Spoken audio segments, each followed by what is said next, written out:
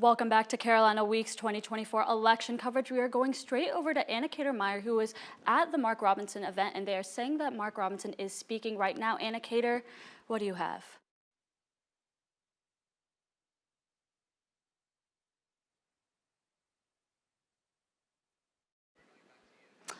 Unfortunately, I think we are having some technical difficulties, but yes, Mark Robinson is speaking as Josh Stein was just declared the winner in North Carolina. Anna Cater said that people are saying that they still can't call it just because Mark Robinson is still gaining points. But over at Landon, who is at the UNC Republicans, they are setting up a cardboard of Trump and cheering about it and cheering USA. We'll have more updates at 9:30.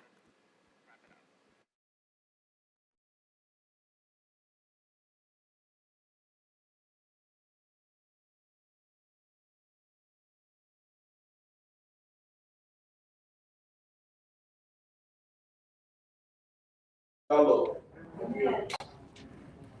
But it was not to be, it appears. I can tell you this. Not going to stop here, folks. No, we don't stop here.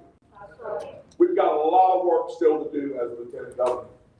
We've got a lot of work to do in Western North Carolina to continue to help those folks to get back to full normal.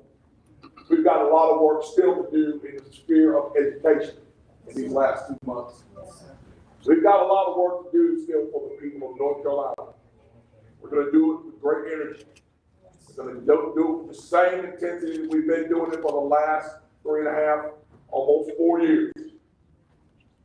You know, I'm standing here now, folks. Guess where my head is? My head is held high. Yeah. The reason why my head is held high is because I ran a race where I did not have to lie. I did not have to tell half-truths. I did not have to spend millions and millions and millions of dollars demonizing anyone.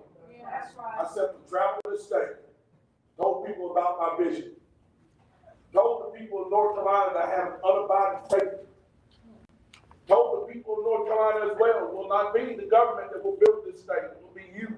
Yes. That is the message that we deliver to the people of this state. Yes. A true message of real hope, a real future, where every single solitary North Carolinian can make a great living.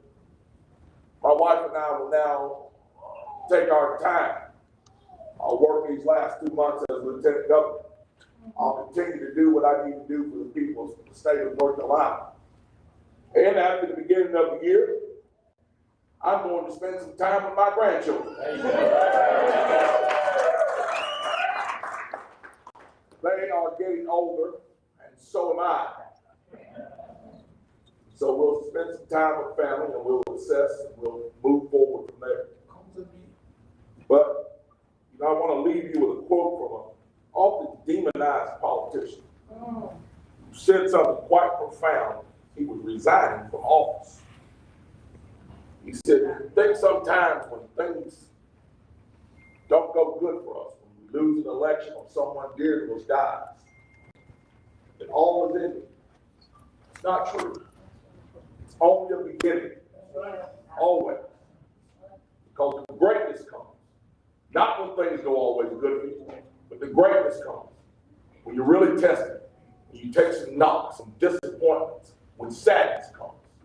Because only if you've been in the deepest valley, you ever know how magnificent it is to stand on the highest mountain. Folks, I have stood on the highest mountain.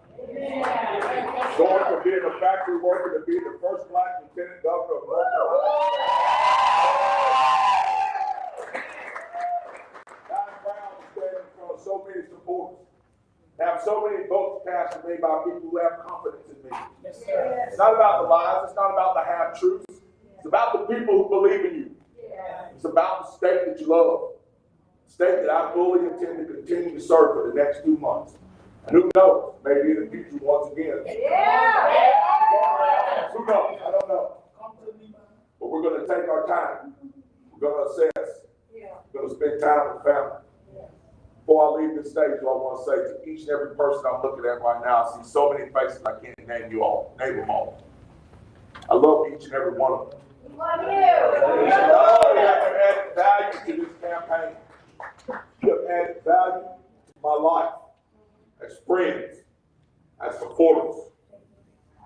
The one thing I have not done this entire time in this campaign is shed tears. I will not shed tears tonight.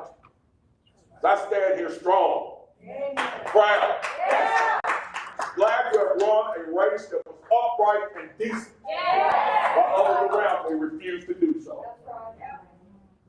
So we leave this place tonight with our head held high. The only disappointment that I have inside of me is the disappointment that you all feel. Because I know so many of you want so bad to see nothing but victory tonight.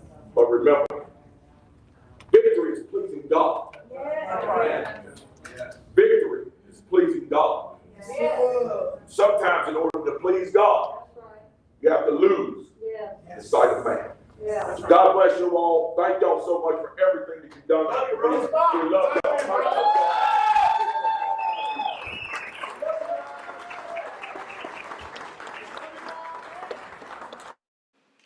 Well, as we just heard, Mark Robinson is speaking as Josh Stein was just declared the winner of the North Carolina governor election. He just said that he believes this is an indecent election. Hamsini, what do you think this means?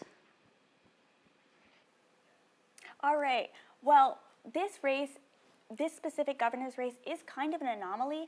Right now, the precincts that have been reported in the state elections, it's only 27.1% and 29% of the ballots have been cast. But every other state race seems to be very close. The latest numbers I have from our team are that Jeff Jackson seems to be in the lead, but with 50.5% of the vote versus 49.5% of the vote. Secretary of State, in the Secretary of State's race, Democrat Elaine Marshall is up 50.21%. For the superintendent's race, Mo Green is now up 50.36%, but every single race is very tight, except for the governor's race, where it seems that Josh Stein is having a huge lead, and that seems to be because, like, the ticket has been split in the governor's race. Republicans are also voting for Josh Stein, and that is something that we are not seeing in any other race. And it's really interesting, but we have to wait to see, as more of the results come in, what this turns out to be and where these elections go from here. Thank you, and we will check back in soon. But right now we're going to go back to Anna Cater, who is at the Mark Robinson event. Anna Cater, what is happening over there?